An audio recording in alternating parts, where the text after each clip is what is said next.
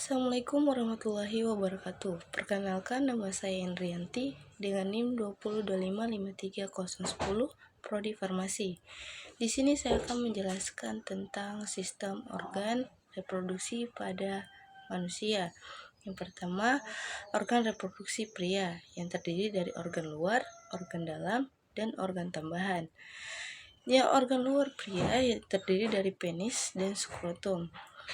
Penis berfungsi sebagai alat kopulasi atau persetubuhan yang terdiri dari jaringan-jaring otot, jaring-jaringan spons yang lembut, dan pembuluh-pembuluh darah dan jaringan-jaringan saraf. Urin keluar dari tubuh pria melalui lubang kecil yang terletak di ujung kepala penis. Skrotum atau kantong pelir. Skrotum merupakan kantung yang di dalamnya berisi testis. Skrotum berjumlah sepasang, yaitu skrotum kanan dan skrotum kiri. Dalam pria yang terdiri testis. Testis merupakan alat untuk memproduksi sperma. Sedangkan epididymis merupakan saluran panjang yang berkelok yang keluar dari testis, berfungsi untuk menyimpan sperma sementara dan memantangkan sperma.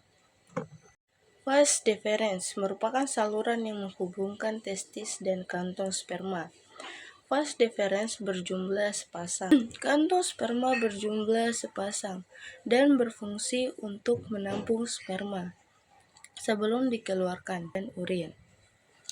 Sekarang kita masuk organ tambahan, yaitu vesika seminalis, merupakan kantong semen atau mani yang dindingnya menghasilkan cairan lendir dan mengandung fruktosa, asam askorbat, dan asam amino sebagai makanan dan pelindung sperma sebelum ovum. Semen atau mani adalah cairan yang terdiri dari sperma dan cairan yang dihasilkan oleh beberapa kelenjar. Kelenjar prostat menghasilkan cairan basah berwarna putih susu. Cairan ini berfungsi untuk menetralkan sifat asam pada saluran vasa efferentia dan cairan padu vagina, sehingga sperma dapat bergerak dengan aktif. Kelenjar Cowpery atau bulbouretralis. Kelenjar ini kecil, berjumlah sepasang, dan terletak di sepanjang uretra. Cairan kelenjar ini kental dan disekresikan sebelum penis mengeluarkan sperma dan semen atau mani. Kedua organ reproduksi wanita yang terdiri dari organ luar dan organ dalam. Organ luar wanita yaitu terdiri dari labia mayor atau bibir luar vagina yang tebal berlapiskan lemak. Mons veneris, pertemuan antara kedua bibir vagina dengan bagian atas yang membukit. Labia minor atau bibir kecil, yaitu sepasang lipatan kulit yang halus dan tipis tidak dilapisi lemak. Klitoris atau tonjolan kecil disebut juga kelentit. Orificium uretarae, muara saluran kencing, tepat di bawah klitoris. Himen atau selaput darah berada di bawah saluran kencing yang mengelilingi lubang vagina. Organ dalam wanita yang terdiri dari ovarium atau indung telur. Ovarium berjumlah sepasang dan berfungsi menghasilkan sel telur atau ovum. Ovarium diselubungi oleh kapsul pelindung dan mengandung beberapa folikel. Setiap folikel mengandung satu sel telur. Oviduk atau tuba falopin. Oviduk berjumlah sepasang dan berfungsi menggerak ovum ke arah rahim dengan gerakan peristaltik.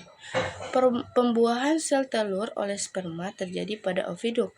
Selanjutnya, ovum yang telah dibuahi bergerak ke arah rahim atau uterus. Uterus atau rahim merupakan tempat pertumbuhan dan perkembangan embrio hingga dilahirkan. Vagina ialah sebuah tabung berlapis otot yang membujur ke arah belakang dan otos. Dinding vagina lebih tipis daripada rahim dan banyak memiliki lipatan. Selanjutnya kita masuk ke spermatogenesis. Spermatogenesis terjadi di dalam testis, bersifat diploid, dan selalu membelah diri secara meiosis hingga berjumlah banyak. Sebagian spermatogonium membesar menjadi spermatosit primer dan terus membelah diri secara meiosis membentuk spermatosit sekunder, dan spermatosit sekunder membelah diri kembali secara meiosis menjadi spermatid yang berdiferensiasi menjadi sperma. Tiap-tiap sperma memiliki jumlah kromosom setengah dari jumlah kromosom spermatogonium.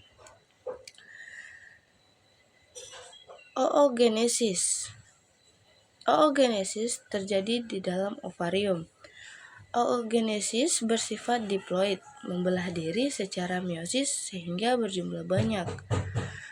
Oogonium berkembang menjadi oosit primer dan membelah diri menjadi meiosis menjadi koosit sekunder dan badan kutub pertama.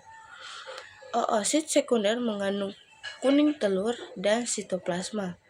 Badan kutub pertama merupakan inti sel yang kemudian membelah diri menjadi dua.